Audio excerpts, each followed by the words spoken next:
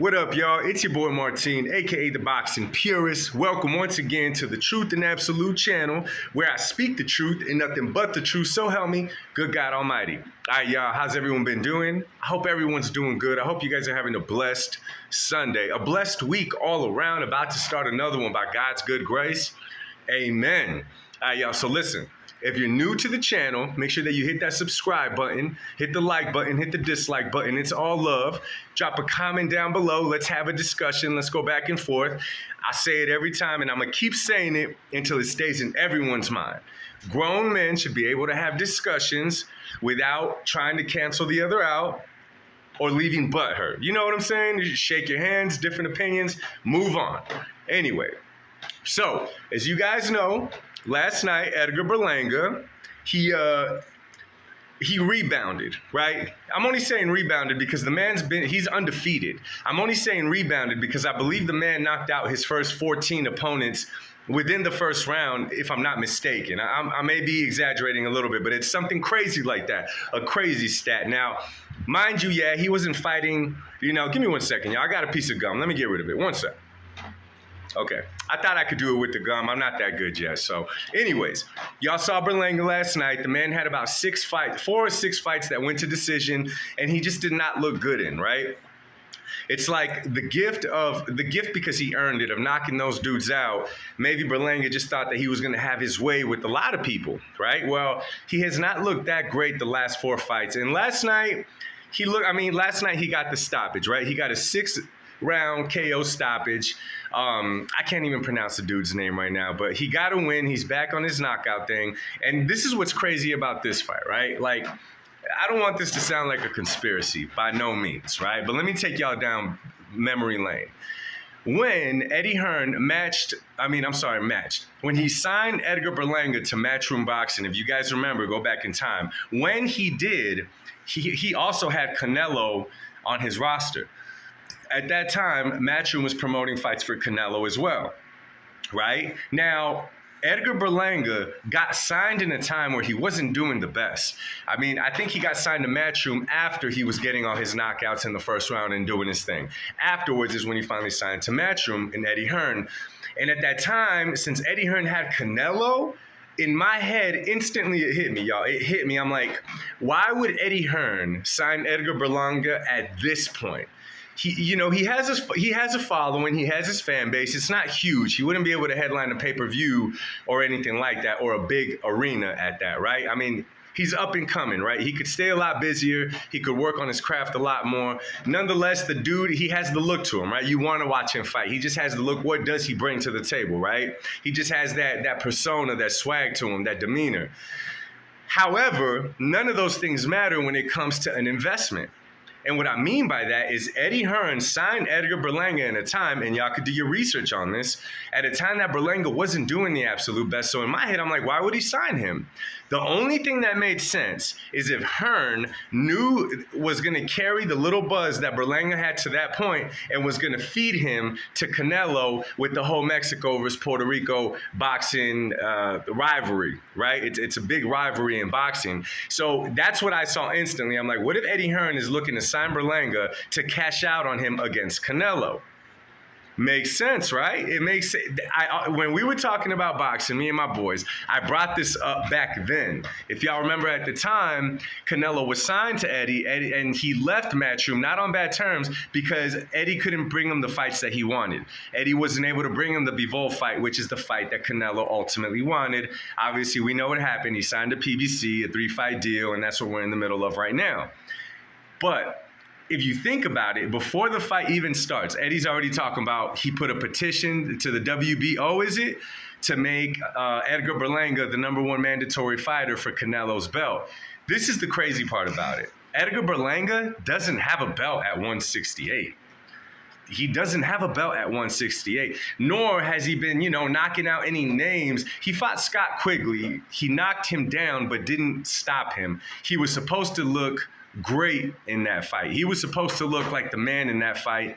He did not. Don't get me wrong. I like Edgar Berlanga, but he just did not look good. So Now, Eddie, before the fight, talking about he put in the petition and how he's saying, before the fight, look at it. He said, I want Edgar, after he gets a knockout, and I hope he does it good, to get on the top rope, beat on his chest, and call for Canelo Alvarez for the big Puerto Rico versus Mexico boxing rivalry, right? So, obviously, Berlanga did his thing. He got the knockout, and right away, he's calling out Canelo. Now, I'm the one that always says, I don't know what goes on behind the scenes, right? To us, we just see like one fighter doesn't want to fight another fighter. This fighter doesn't want to fight that fighter, whatever. I don't know what goes on behind the scenes. I don't know what boxing promoters have more pull than others. I don't know which ones work well together. All these things matter, unfortunately, right? Because it hurts the sport in some areas. But what I'm wondering, and maybe I'm lost at this point, how did Edgar Berlanga get bumped up to be Canelo's #1 mandatory fighter, being that he doesn't have any belts? I don't understand that. At this point, I'm like, okay, why not David? However, this only makes sense in a business sense, right? This only makes sense in a business sense because David or Munguia for Berlanga even build that fight up. However, Eddie is not going to do that, in my personal opinion. He's not going to chance Berlanga losing to somebody else that is not Canelo, because if Berlanga loses, he's going to lose the little momentum that he's been gaining. Reason, not because he was getting knockouts and then he didn't. No, it's because he was getting knockouts and then he struggled with fighters, and go from that to a loss. It's in your head, you're like, okay, we thought he was going to be something. He's not going to be quite as special as we all thought, right? So what I think is going on is that they're going to end up making Canelo versus Edgar Berlanga. Who knows? Las Vegas, New York, who knows where they will make it. But I think they're going to make it. It's going to be a big, big money fight because of the rivalry involved in it. It's going to sell out. It's going to do great pay-per-view numbers. We all know that. And Eddie cashes out on Edgar Berlanga. After someone like Berlanga loses to a Canelo, it's one thing to lose to a Canelo. It's one thing to lose to a Munguia. If you lose to a Munguia, it's like you were never that good. I don't see it that way, but the casual fans see it like, oh, well, he wasn't that great. Berlanga's not nothing. He lost to a Munguia. He lost to a Benavidez. He lost to a Morel. Whatever. A Pacheco. He lost to anybody. Whatever. That could kill your momentum. Losing to someone like Canelo doesn't necessarily kill your momentum because you got in there with such a big, great name as Canelo. Losing to him is not that bad. You will still land other fights. So my personal opinion, Eddie is going to push and push and push to make that fight happen because he knows he doesn't got a superstar in the making in Edgar Berlanga. Right? This is just what I think, y'all. Does it make sense to you guys?